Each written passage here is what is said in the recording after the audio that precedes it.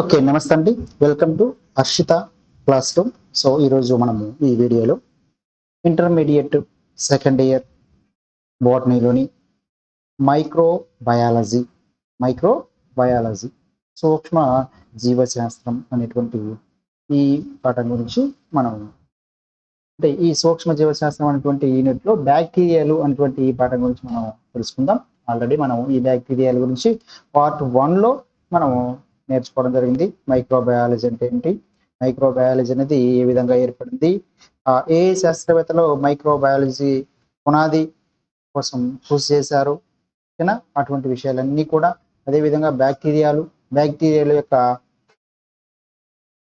బాహ్య స్వరూపం గురించి మనం నేర్చుకున్నాము. మరి ఈ బ్యాక్టీరియాల యొక్క స్వరూపంలో భాగంగా మనం బ్యాక్టీరియాల యొక్క పరిమాణం గురించి, ఓకే, అదేవిధంగా బ్యాక్టీరియాల యొక్క ఆకారం గురించి మనం డీటెయిల్డ్గా నేర్చుకోవడం జరిగింది ప్రీవియస్ వీడియోలో పార్ట్ 1లో. సో ఇప్పుడు మనము పార్ట్ 2లో చూసినట్లయితే పార్ట్ 2లో బ్యాక్టీరియాల యొక్క కణ నిర్మాణం గురించి మనం చూద్దాం. బ్యాక్టీరియాల యొక్క కణ నిర్మాణము, దీంతో పాటుగా కణ నిర్మాణంతో పాటుగా బ్యాక్టీరియాల్లో జరిగేటువంటి పోషణ అనేటువంటి ఈ 2 టాపిక్స్ గురించి మనం ఈ వీడియోలో డిస్కస్ చేసుకుందాం. నెక్స్ట్ వీడియోలో మనకి ఒక పార్ట్ 3 ఉంటుంది. పార్ట్ 3లో మనకి అక్కడ బ్యాక్టీరియాలో జరిగేటువంటి ప్రత్యుత్పత్తి, అదేవిధంగా బ్యాక్టీరియాల వల్ల జీవులకి ఏ విధమైనటువంటి హాని కలుగుతున్నాయి, అదేవిధంగా ఎటువంటి లాభాలు ఉన్నాయి అనే దాని టాపిక్స్ గురించి మనం పార్ట్ 3లో చూద్దాం. సో ఇప్పుడు మాత్రం పార్ట్ 2లో కణ నిర్మాణము మరియు పోషణ అనేటువంటి ఈ 2 టాపిక్స్ గురించి డిస్కస్ చేసుకుందాం. సో ముందుగా కణ నిర్మాణం గురించి చూద్దాం. సో మనకి 1940లో మనకి ఎలక్ట్రాన్ సూక్ష్మదర్శిని అభివృద్ధి చేశారు. మరి దీన్ని అభివృద్ధి చేయటంతో మనకి బ్యాక్టీరియాల యొక్క కణ నిర్మాణాన్ని, అంటే సూక్ష్మమైనటువంటి ఈ కణ నిర్మాణం మనం గురించి డీటెయిల్గా మనం నేర్చుకోవడం జరిగింది. సో అంతకుముందు కూడా బ్యాక్టీరియాలు మనం చూసాము, కానీ అవన్నీ కూడా ఏదో ఒక గుండ్రంగాను ఇలా దండాకారంలోను బయటికి మాత్రమే ఈ విధంగా కనిపిస్తూ ఉండేవి. కానీ ఎప్పుడైతే మనము ఎలక్ట్రాన్ మైక్రోస్కోప్, అతి శక్తివంతమైనటువంటి ఎలక్ట్రాన్ మైక్రోస్కోప్ అనే దాన్ని ఆవిష్కరించడంతో మనం ఈ బ్యాక్టీరియాల గురించినటువంటి సూక్ష్మమైనటువంటి అంతర్నిర్మాణాన్ని గురించి మనం డీటెయిల్డ్గా మనం నేర్చుకోవడం జరిగింది. అంటే ఇంకా వివరాలు ఎక్కువగా మనం ఈ ఎలక్ట్రాన్ మైక్రోస్కోప్ కనిపెట్టిన తర్వాతే కనుక్కోవడం జరిగింది. సో ఇప్పుడు మనము దీని యొక్క కణ నిర్మాణంలో భాగంగా ముఖ్యంగా మనం 2 అంశాల గురించి నేర్చుకుందాం. మనకి ఇచ్చినటువంటి ఈ టాపిక్ని బేస్ చేసుకొని సో ఈ బ్యాక్టీరియాల యొక్క కశాపాలు గురించి మనం నేర్చుకోవడం జరుగుతుంది. బ్యాక్టీరియాల యొక్క కశాపాలు, అదేవిధంగా బ్యాక్టీరియాల్లో ఉన్నటువంటి ప్లాస్మిడ్స్, ఓకే, వీటన్నిటి గురించి మనం డీటెయిల్గా నేర్చుకుందాం. సో ఆల్రెడీ మనకి బ్యాక్టీరియా అనేది కణ నిర్మాణం అనేది ఒకసారి మనం గమనించినట్లయితే ఏ విధంగా ఉంటుంది, దాని యొక్క ఓవర్ వ్యూ చూసినట్లయితే ఈ విధంగా బ్యాక్టీరియా కణం అనేది ఉన్నట్లయితే ఈ బ్యాక్టీరియా కణం అనేది మనకి మధ్యలో ఈ విధంగా మనకి బ్యాక్టీరియల్ క్రోమోజోమ్ ఉంటుంది. బ్యాక్టీరియల్ క్రోమోజోమ్తో పాటుగా పక్కన మనకి ఈ విధంగా ఒక గుండ్రటి ఆకారంలో, మనకి వలయాకారంలో 2 పోగులు కలిగి ఉన్నటువంటి భాగాలు కలిగి ఉంటాయి. వీటిని మనము ప్లాస్మిడ్స్ అన్నాము. సో దీన్ని మాత్రం మనకి బ్యాక్టీరియల్ క్రోమోజోమ్ లేదా దీన్నే మనము జీనోపోర్ అంటాము. సో అదే విధంగా ఈ బ్యాక్టీరియా కణం చుట్టూ కూడా మనకి పొడవైనటువంటి కశాపం అనేది కలిగి ఉండటం జరుగుతుంది. అంటే ఈ కశాపాలు అనేది ఒక్కొక్క దాంట్లో ఒక్కొక్క విధంగా మనకి కనిపిస్తూ ఉంటుంది. సో ఈ విధంగా మనకి దాని యొక్క ఈ విధంగా చూసినట్లయితే ఈ విధంగా ఉంటుంది. ఇప్పుడు మనము ఈ బ్యాక్టీరియా చుట్టూ ఉన్నటువంటి ఈ కశాపాల గురించి మనం చూద్దాం. కశాపాలు, అదే విధంగా ఈ బ్యాక్టీరియా యొక్క కణం యొక్క కణద్రవ్యంలో ఉన్నటువంటి ఈ ప్లాస్మిడ్స్ గురించి మనం డీటెయిల్గా చూద్దాం. ఓకే, సో ముందుగా ఇప్పుడు కశాపాల గురించి చూద్దామండి. మరి ఈ కశాపాల యొక్క ఉపయోగం ఏంటి బ్యాక్టీరియాలకి? సో ఆ కశాపాలు ఎక్కడ ఉంటాయని చెప్పుకున్నాము. సో ఈ బ్యాక్టీరియాలకి ఈ కశాపాల యొక్క ఉపయోగం చూసుకున్నట్లయితే ఈ కశాపాల ద్వారానే ఈ బ్యాక్టీరియాలు అనేవి వేగంగా మనకి తరంగాల వంటి కదలికలను చూపుతాయి.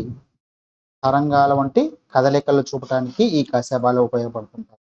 మరి ఇవి ముఖ్యంగా ఈ బ్యాక్టీరియాకి ఎప్పుడైతే ప్రతికూల పరిస్థితులు ఎదురవుతున్నాయో, అంటే ఇతర జీవుల నుంచి దానికి హాని అనేది వస్తుందో, అటువంటి ప్రతికూల పరిస్థితుల్లో అవి ఆ ప్రదేశం నుంచి వదిలి వేరే ప్రదేశానికి, అంటే అనుకూలమైనటువంటి వాతావరణంలోనికి కదిలి వెళ్ళటానికి ఈ కశాపాలు అనేవి ఉపయోగపడతాయి కదా. అంటే ముఖ్యంగా ఈ కశాపాలు అనేవి మనకి ఆ బ్యాక్టీరియాలని కదలికగా తోడ్పడతాయి అనేది మనకి అర్థమవుతుంది.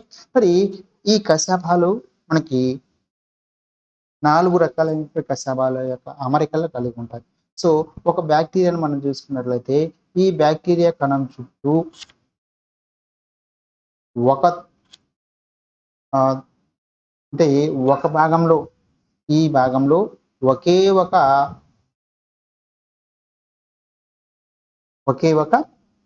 కశాపం అనేది ఉంటుంది. ఒకే ఒక కశాపం అనేది ఉంటుంది. దీన్ని మనము ఏకతంతుకం అంటాం. ఏకతంతుకం ఓకేనా. అంటే 4 రకాలంటే కశాపాలు మనకు కనిపిస్తున్నాయి. ఒక్కొక్క దాంట్లో ఒక్కో విధంగా ఉంటుంది. ఒక బ్యాక్టీరియాలో ఒక భాగంలో ఈ విధంగా ఒకే ఒక కశాపంగానే ఉన్నట్లయితే దీన్ని ఏకతంతుకం అన్నాం. సో అలా కాకుండా కొన్ని బ్యాక్టీరియా యొక్క కణం చుట్టూ మనకి ఈ 2 ధ్రువాలలో ఈ ధ్రువంలో ఒకటి, అదేవిధంగా ఈ ధ్రువంలో ఒకటి మనకి కశాపం మనకి కనిపిస్తుంటుంది. దీన్ని మనం ద్విధ్రువ తంతుకం అన్నాము.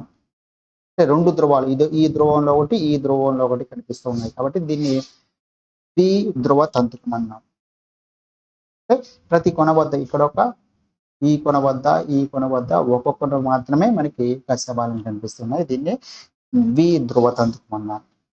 నెక్స్ట్ వన్, మరి ఇంకొక బ్యాక్టీరియా కణం చుట్టూ చూసుకున్నట్లయితే ఇక్కడ ఒక ధ్రువం వద్ద 2 లేదా అంతకంటే, సో ఈ ధ్రువం వద్ద ఏమవుతుందంటే ఈ విధంగా 2 లేదా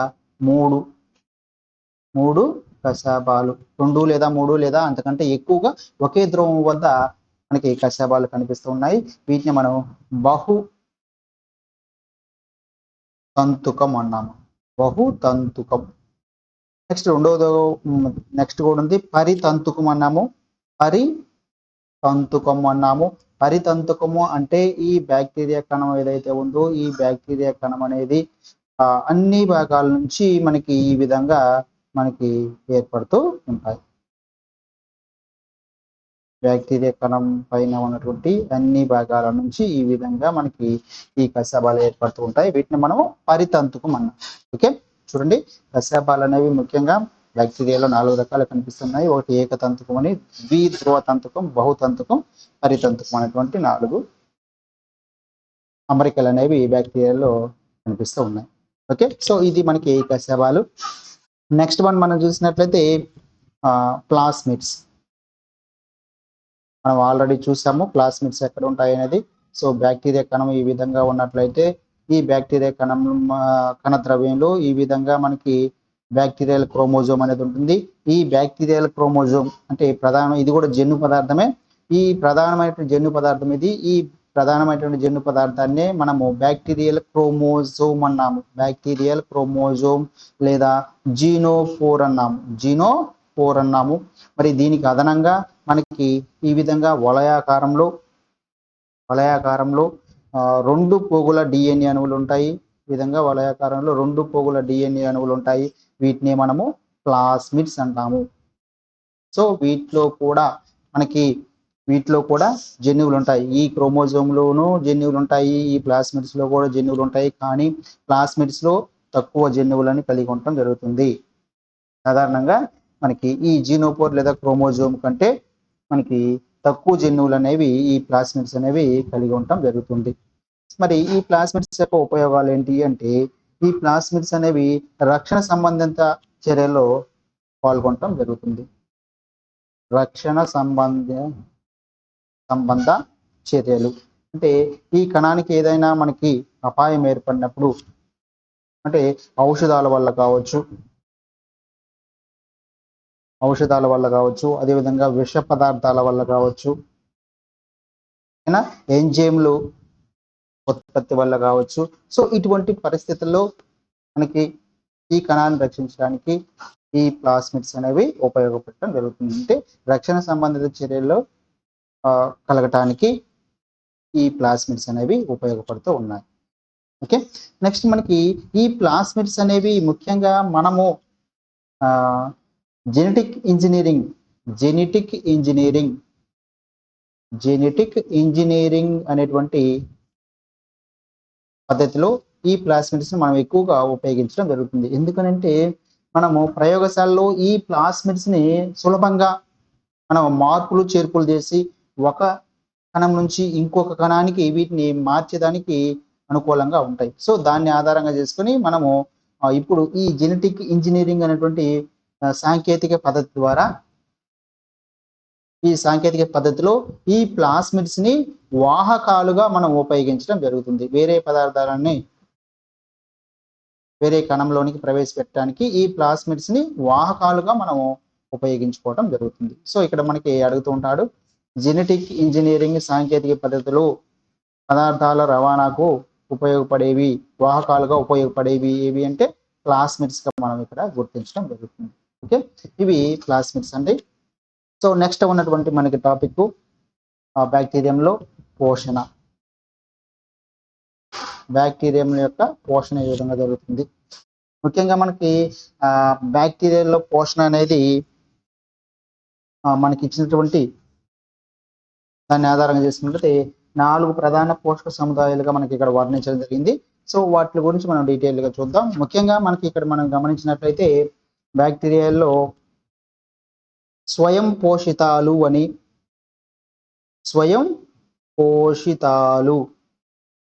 అదేవిధంగా పరపోషితాలు, స్వయం పోషితాలు మరియు పరపోషితాలు అనిగా విభజించుకోవడం జరిగింది. అంటే ఆటోట్రోప్స్ అండ్ హెటెరోట్రోప్స్ ఉన్నాం. సో ఈ స్వయం పోషితాల్లో మళ్ళీ ఇక్కడ 2 రకాలుగా విభజించుకోవడం జరిగింది. ఒకటి కాంతి స్వయం పోషితాలు అని, రసాయన స్వయం పోషితాలు అని మళ్ళీ ఇక్కడ 2 రకాలుగా విభజించుకోవడం జరిగింది. మరి పరపోషితాల్లో మళ్ళీ ఈ పరపోషితాలను ఇక్కడ 2 రకాలుగా విభజించుకున్నాము. ఒకటి కాంతి పరపోషితాలు అని, రెండవది రసాయన పరపోషితాలు అని విభజించుకోవడం జరిగింది. సో మళ్ళీ ఇక్కడ ఈ రసాయన పరపోషితాలను ఇక్కడ మళ్ళీ 2 రకాలుగా విభజించుకోవడం జరిగింది. అంటే ఈ రసాయన పరపోషితాల్లో రసాయన పదార్థాలు, కర్బన రసాయనాలను లేదా కర్బన పోషకాలను ఏ విధంగా ఇవి గ్రహిస్తాయి అనే దాన్ని ఆధారంగా చేసుకొని ఈ రసాయన పరపోషితాలను మళ్ళీ ఇక్కడ 2 రకాలుగా విభజించుకోవడం జరిగింది. ఒకటి పూతికాహారులు,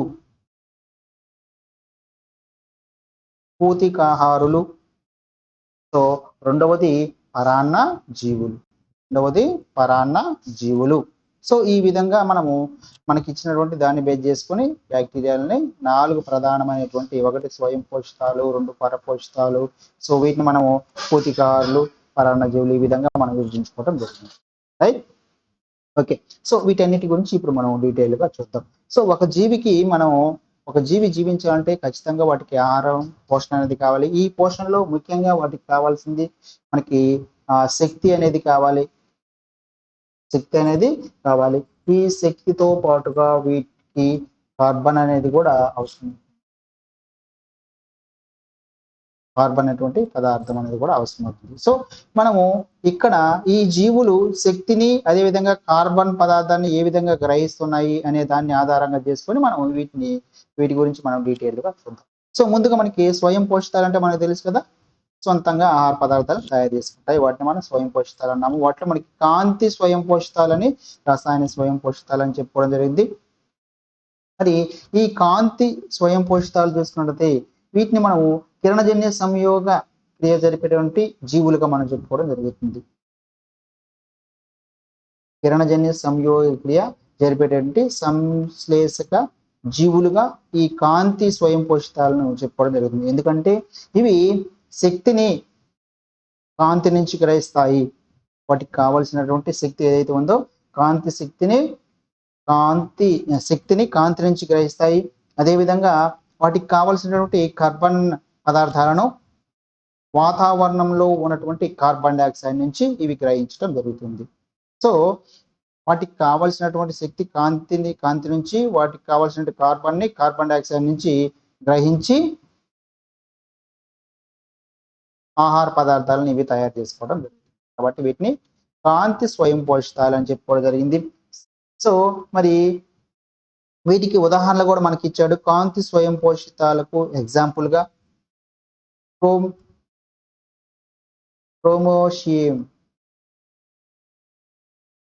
క్రోమోషియం అదేవిధంగా క్లోరోబియం. సో ఈ ఎగ్జాంపుల్ అనేవి గుర్తుపెట్టుకోవాలండి. క్రోమోషియం అండ్ క్లోరోబియం అనేటువంటి రెండు కాంతి స్వయం పోషితాలకు ఎగ్జాంపుల్ గా చెప్పుకుంటాము. సో ఈ కాంతి స్వయం పోషితాలు అనేవి శక్తిని కాంతి నుంచి, అదేవిధంగా వాటికి కావలసినటువంటి కార్బన్ వాతావరణంలో ఉన్నటువంటి కార్బన్ డైఆక్సైడ్ నుంచి గ్రహించడం జరుగుతుంది. సో ఆ విధంగా అవి ఆహార పదార్థాలను సొంతంగా తయారు చేసుకుంటాయి. వీటికి ఎగ్జాంపుల్ క్రోమోషియం అండ్ క్లోరోబియం. సో నెక్స్ట్ రసాయన స్వయం పోషితాలు. మరి ఈ రసాయన స్వయం పోషితాలు ఏవైతే ఉన్నాయో ఇవి వాటికి ఆహార పదార్థాలను సొంతంగా తయారు చేసుకుంటాయి. కానీ ఇక్కడ కాంతిని కానీ అదేవిధంగా సేంద్రియ పోషకాలు కానీ ఇవి వినియోగించుకోవు. కాంతిని అదేవిధంగా సేంద్రియ పోషకాలను ఇవి ఉపయోగించుకోకుండా వేరే పదార్థాలను ఉపయోగించుకోవడం జరుగుతుంది. వాటిని అసేంద్రియ పదార్థాలు అంటాము. ఈ అసేంద్రియ పదార్థాల నుంచి ఇవి శక్తిని ఉత్పత్తి చేసుకోవడం జరుగుతుంది, శక్తిని గ్రహిస్తాయి. అదేవిధంగా వాటికి కావలసినటువంటి శక్తి కార్బన్ ఏదైతే ఉందో ఆ కార్బన్ ని వాతావరణంలో ఉన్నటువంటి కార్బన్ డైఆక్సైడ్ నుంచి కార్బన్ ని ఇవి గ్రహించుకొని సొంతంగా ఆహార పదార్థాలు తయారు చేసుకుంటాయి. ఈ రెండింటికి తేడా గమనించండి. ఇక్కడ వీటికి కావలసినటువంటి శక్తిని ఇవి కాంతి నుంచి గ్రహిస్తున్నాయి, కాంతి నుంచి కార్బన్ ని మాత్రం కార్బన్ డైఆక్సైడ్ ని గ్రహిస్తున్నాయి. ఇక్కడ మాత్రం ఈ రసాయన స్వయం పోషితాలు మాత్రం అసేంద్రియ పదార్థాల నుంచి శక్తిని గ్రహించుకుంటున్నాయి. అదేవిధంగా వాటికి కావాల్సిన కార్బన్ వాతావరణంలో ఉన్నటువంటి కార్బన్ డైఆక్సైడ్ నుంచి గ్రహిస్తున్నాయి. అంటే ఇక్కడ ఇవి కాంతి నుంచి శక్తిని గ్రహించలేవు, అందువల్ల వీటిని మనం అసేంద్రియ పదార్థాల నుంచి గ్రహిస్తున్నాయి. కాబట్టి వీటిని రసాయన స్వయం పోషితాలుగా చెప్పుకోవడం. అంటే ఇవి రెండు కూడా స్వయం పోషితాల కింద చెప్పుకోవడం జరుగుతుంది. ఇవి రెండు కూడా సొంతంగా ఆహార పదార్థాలను తయారు చేసుకోవడం జరుగుతుంది. So next పరపోషితాలు. ఓకే, మరి వీటికి రసాయన స్వయం పోషకాలకు ఎగ్జాంపుల్ కూడా మనం చెప్పుకోవచ్చు. రసాయన స్వయం పోషకాలకి ఎగ్జాంపుల్ గా మనకి ఇక్కడ నైట్రోసోమోనాస్, ఈ ఎగ్జాంపుల్ కూడా గుర్తుపెట్టుకోనండి. నైట్రోసోమోనాస్,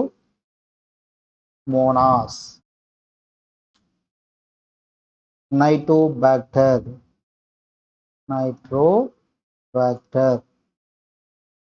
సో బెగ్గియేటా,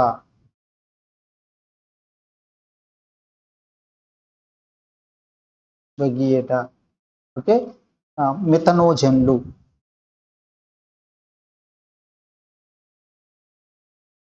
ఓకే, సో ఇవి మనకి రసాయన స్వయం పోషితాలుగా ఇక్కడ మనం ఎగ్జాంపుల్ గా చెప్పుకోవడం. ఇవన్నీ కూడా మనకి అసేంద్రియ పదార్థాలు ఏవైతే ఉన్నాయో, అసేంద్రియ పోషకాలు లేదా అసేంద్రియ పదార్థాలు ఏవైతే ఉన్నాయో వాటి యొక్క పునశ్చక్రియంలో ఇవి ముఖ్యమైన పాత్రను పోషించడం జరుగుతుంది. ఒక్కొక్కసారి ఇండైరెక్ట్ గా ఇక్కడ క్వశ్చన్ అడుగుతుంటాడు, అసేంద్రియ పదార్థాలు లేదా అసేంద్రియ పోషకాల పునశ్చక్రియంలో ముఖ్యమైన పాత్ర పోషించేది ఏవి అని అడుగుతుంటాడు. వాటిని మనం రసాయన స్వయం పోషకాలని గుర్తించాలి, లేదా ఈ విధంగా పేర్లు కన్నా అడిగినట్లయితే పేర్లు కూడా గుర్తుపెట్టుకొని వాటిని మనం గుర్తించాల్సిన అవసరం అనేది ఉంటుంది. ఓకే, నెక్స్ట్ పరపోషితాలు. సో నెక్స్ట్ మనకి ఈ స్క్రీన్ అంతా ఫుల్ అయిపోయింది కాబట్టి ఈ స్లైడ్ నెక్స్ట్ స్లైడ్కి వెళ్దామండి. పరపోషితాలు.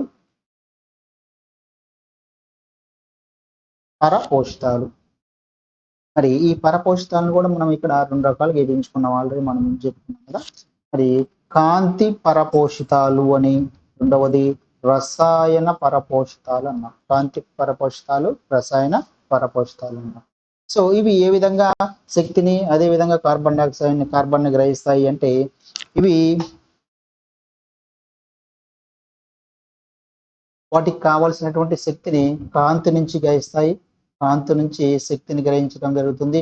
అదేవిధంగా కార్బన్ని కర్బన మూలాల నుంచి కార్బన్ని గ్రహించడం జరుగుతుంది. ఓకే, మరి వీటి శక్తిని కాంతి నుంచి గ్రహిస్తాయి. అదేవిధంగా కర్బన మూలాల నుంచి కార్బన్ని గ్రహించడం జరుగుతుంది. మరి వీటికి ఎగ్జాంపుల్ మనం చూసినట్లయితే రోడోస్పైరిల్లం,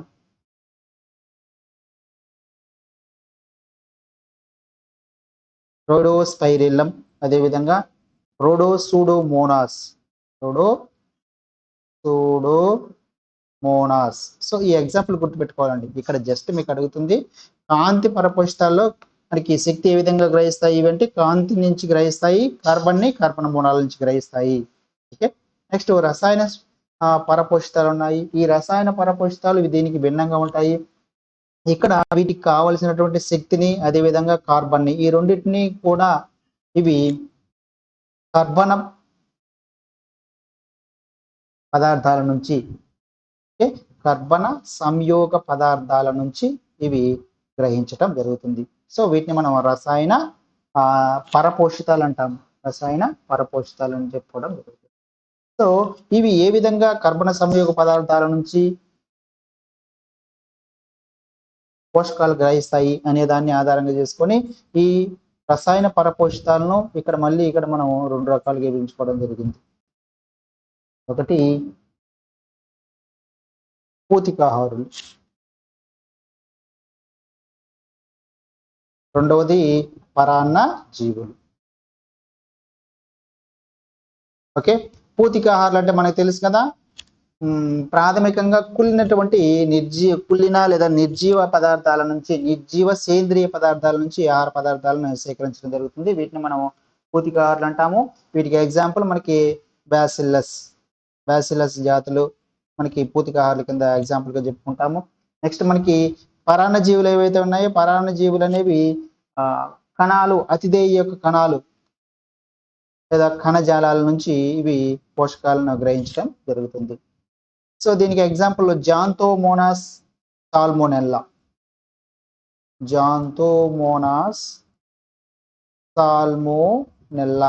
సో వీటికి ఎగ్జాంపుల్ గా చెప్పుకోవచ్చు. ఇది పరాన్న జీవులకి ఎగ్జాంపుల్ గా జాంతోమోనాస్, సాల్మోనెల్లా. పూతికాహారులకు ఎగ్జాంపుల్ బ్యాసిల్లస్ జాతులు. సో ఈ విధంగా మనకి పరాన్న జీవులు అనేవి, పూతికాహారులు అనేవి రసాయన పరపోషకాల కింద చెప్పుకోవడం జరుగుతుంది.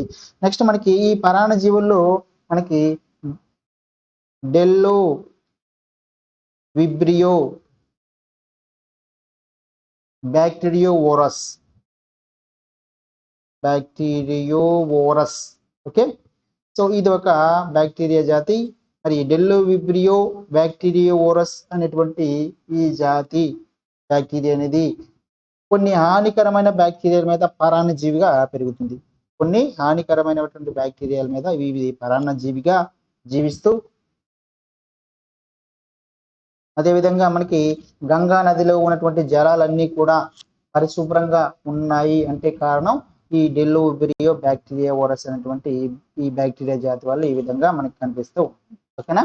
సో ఇదేంటి మనకి బ్యాక్టీరియాలో ఉన్నటువంటి కణ నిర్మాణము, అదేవిధంగా బ్యాక్టీరియాలో జరిగేటువంటి పోషణ గురించి మనం డీటెయిల్గా మనం నేర్చుకోవడం జరిగింది.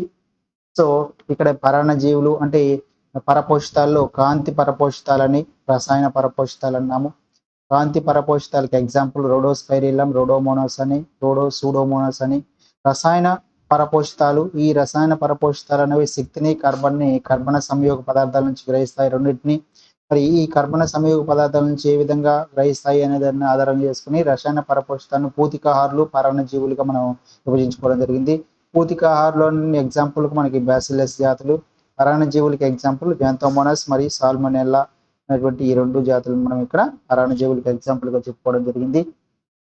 అదేవిధంగా ఈ 2 కూడా జాంతోమోనాస్, సాల్మోనెల్లా అనేటువంటి ఈ 2 జాతులు కూడా బయోమెడికల్ ప్రాముఖ్యత కలిగి ఉన్నటువంటి సూక్ష్మజీవుల కింద మనం చెప్పుకోవడం జరుగుతుంది. బయోమెడికల్ ఒక్కొక్కసారి మనల్ని ఇక్కడ ఒక్కొక్కసారి మనకి బయోమెడికల్ ప్రాముఖ్యత కలిగినటువంటి బ్యాక్టీరియా జాతులు ఏవి అని అడుగుతుంటాడు. జాంతోమోనాస్ మరియు సాల్మొనెల్లా జాతుల కింద మనం చెప్పుకోవడం జరుగుతుంది. So thank you for watching. Next వీడియోలో బ్యాక్టీరియాలో జరిగినటువంటి ప్రత్యుత్పత్తి గురించి డీటెయిల్గా నేర్చుకుందాం. Thank you.